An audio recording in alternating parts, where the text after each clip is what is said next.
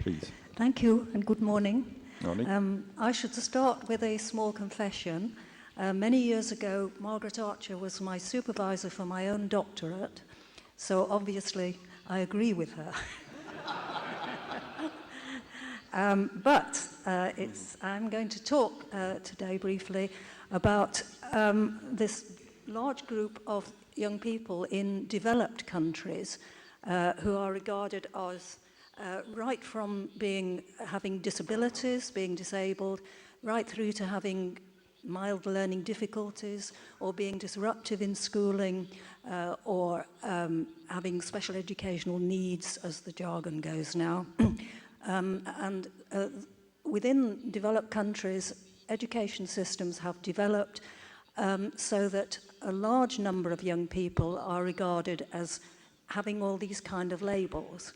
I recently did a study in 5 developed countries, the USA, England, Germany, Finland and Malta, and the consensus in these countries is that we're actually talking around about 25%, a quarter of young people in developed countries who have all these labels of disability or learning difficulties or special needs.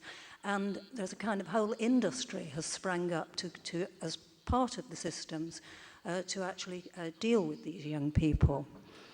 Now, this follows on from Margaret's point that if in developing countries, if you follow this pattern, it is going to be a disaster, because the assumptions in the developed countries are that these young people are not educable on the same level as the rest of the young people. Despite a rhetoric of inclusion, it does not happen. Many of these young people are excluded from mainstream education, excluded from the kind of education that will actually I won't say get better jobs, because the majority of these young people actually are going to go into low-skill, low-wage jobs. And we don't know all that much about the relationship between the labour market and the education of these young people. But certainly we do know that 100 years ago in England, most of these young people were described in derogatory terms. They were hooligans, they were defectives, they were feeble-minded, they were slum monkeys, the whole range of insults. And these insults are still there now. In England, you'll find a lot of young people described, particularly in the media, as yobs. That's actually boys spelt backwards, you know. Yobs, chavs, that comes from an insult to Romany people. Robs, chavs, neets, not in education, employment or training. That's an insult. He's a neet, no. Every country has its own derogatory labels. Actually, for homework, you could go away and write down the derogatory labels in your country that are applied to these young people. So we have all this variety of labels, and it's assumed, you see, that these young people are going to have a low level of attainment in schools. They're certainly not going to attain positions of power and influence in the society. So I'm not saying we haven't made progress, because we certainly have, particularly over the past 25 years, where education systems around the world have been expanding. And of course, you all know we have these declarations in Jomtien in 1990, in Salamanca in 94, in Dakar in Senegal in 2000, and UNESCO publications have urged the inclusion of all social, religious and ethnic groups in education. So, okay, we have universal primary education as a goal, and now we have universal secondary education as a goal. So, okay, there is still, though, this worry in national governments, because national governments have come to believe that these higher levels of educational attainment and skill are actually needed for successful competition in this competitive, knowledge-driven global economy. Now, I think this whole notion of a global economy is something we really need to look at. And this notion that you actually, education, the more you go up in the PISA tables, then the more it's good for your country's economy, and so on and so on. I mean, I haven't done a graph, but I've got one at home that kind of reverses the graph that Jeffrey Sachs showed us yesterday, showing income inequality. And you will find that the income inequality of countries actually correlates with low scores in PISA. There's a nice big circle for the USA, which has the most inequitable division between incomes. And it's very bad at maths and literacy and problem solving. So we have to question the rationale of governments that actually think that the goal of getting all these young people to a higher level of education and skill is to help the national economy. The actual evidence for that is actually quite limited. But we obviously do need to develop part of our system that is actually going to raise the levels of education and skills of all young people. And I firmly believe that all young people are capable of education. I don't want to give people labels of being feeble-minded or defective or less able or disabled. All young people are capable of education. Now, we do have in the developed countries now, particularly in the UK and the USA, we do have what I call a resurgence of the old genetics arguments, eugenics. Somebody yesterday mentioned Charles Darwin. Well, Darwin's second cousin, Francis Galton, as you probably know, invented this notion of selective breeding to try and enhance the education of young people.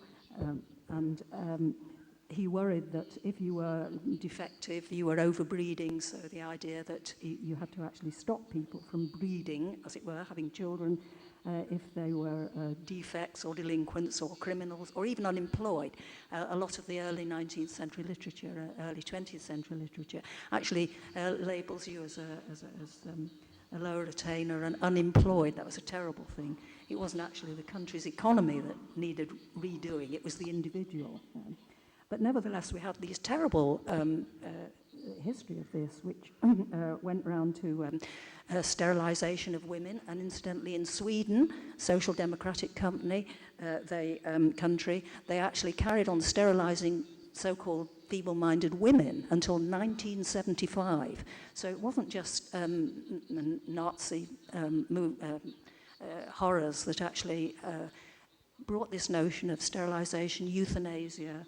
These were actually ideas that were around in the UK and the USA particularly for quite a long time.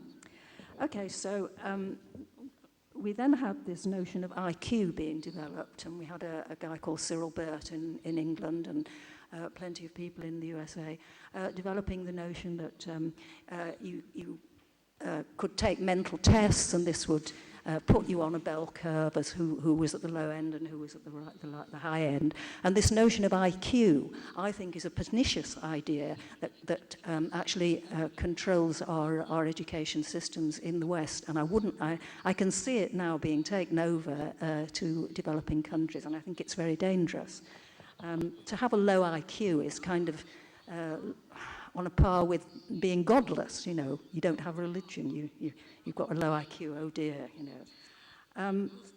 So we have this resurgence of genetic arguments now, because with the completion of the Human Genome Project and the creation of these big DNA data banks and expansion in genomics and neurosciences and behavioral genetics, there is this movement now going on, and we actually do have people. It matters for education, because in England, for instance, we do have a guy called Roy Plomin, who's actually an American, but he moved to England. He's done this massive twin studies. Geneticists are very fond of twin studies, you know, to kind of demonstrate the percentage of your IQ, your intelligence, that's due to hereditary and what's due to environment, you know. Plomin's work actually goes on to the level, and he actually gives seminars at our Department for Education in England and was a friend of our Minister for Education.